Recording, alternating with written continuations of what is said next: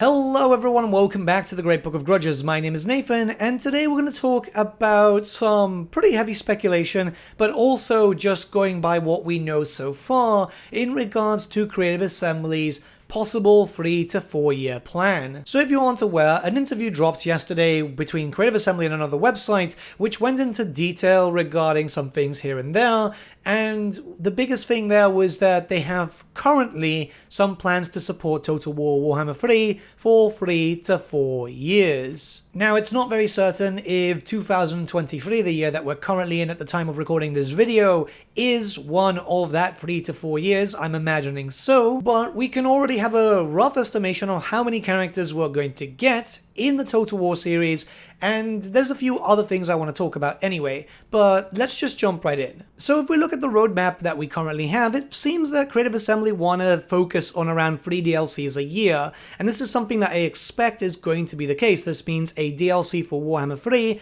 every 4 months. What we do know is that these DLCs will bring in a total of 5 characters, 3 legendary lords, 1 legendary hero for the DLC, and 1 legendary hero from the FLC 2, meaning that every year could potentially have 15 new characters. Obviously that could change if a race pack is brought into the equation or not, and we'll talk about races a little bit later on. But yeah, this isn't too bad. As of the time of recording this video, there are 89 playable legendary lords. These are the ones that have all released in forms of some form of content, but not including Boris and the Red Duke, as they don't really have a start position.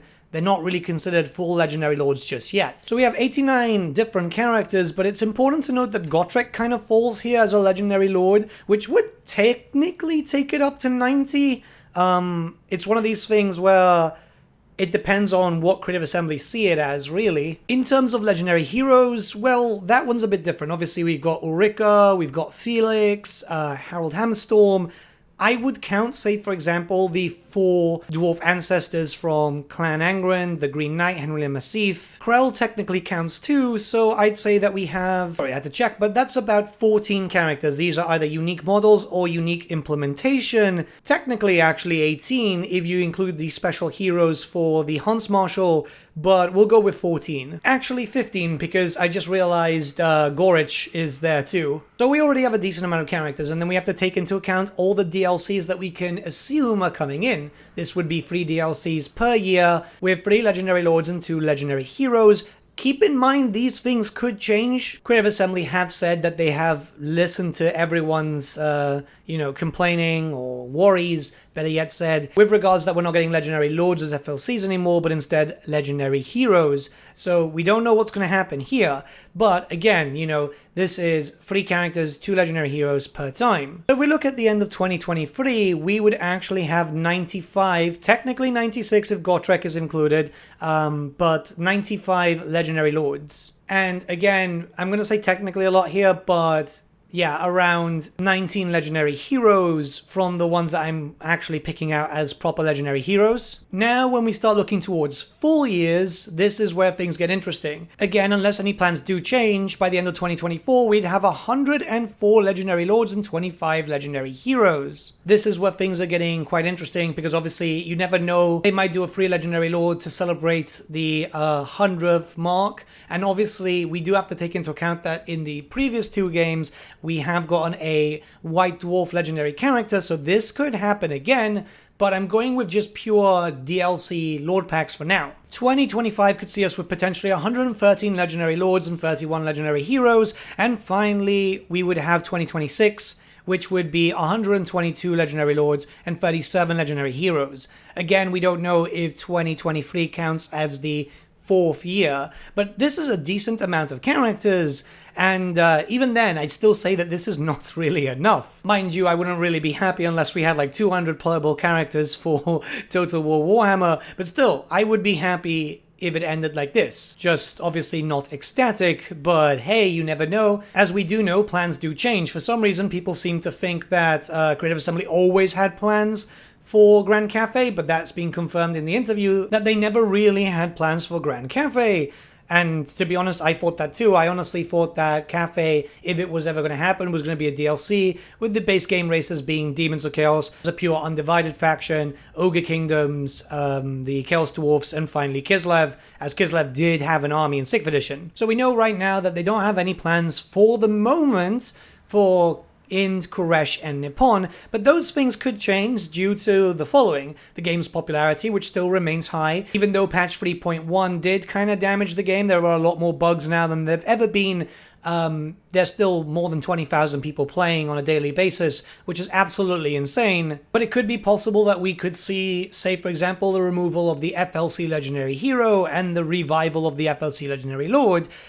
This is changing of plans as usual, or for example seeing more races in the future if the game remains popular. The more people playing obviously will lead to a bigger discussion regarding how long this game will last and what type of content they'll bring in. If there's enough demand asking for, say for example, Koresh and Ind, which we've known for a while that these areas are going to open up eventually, even though it's likely going to be for minor factions and races already in the game at the very start, that could start conversation about the potential future. Maybe not within 3-4 years time, but maybe a year after that or two. You don't know what's going to happen, considering that obviously it's not just CA here, but Games Workshop, they're the IP owners. We don't know, again, how long the license is for Total War Warhammer, but it could be extended should Games Workshop see that, well, there's going to be a lot of money here. Remember, nobody likes money more than Games Workshop, not even Creative Assembly or anyone else. Games Workshop really like them. This is why you're paying £60 for 5 models. Ultimately, we don't know what Creative Assembly do have planned. Like I said,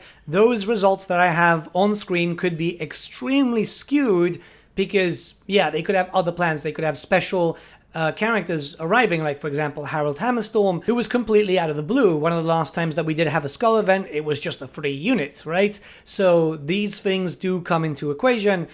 I mean, in a perfect world, we'd get as much as possible and we'd get more DLC, and this game will get a lot of support for over the years, but I think that so far so good in terms of possible content. So let me just go by the purest hypothetical, what I'd like to see by the end of the series. We don't know if that's the 3-year, 4-year mark, or if it's a little bit further, but this is what I would like to see. And yes, a lot of people are going to say copium, hopium, whatever you want to say.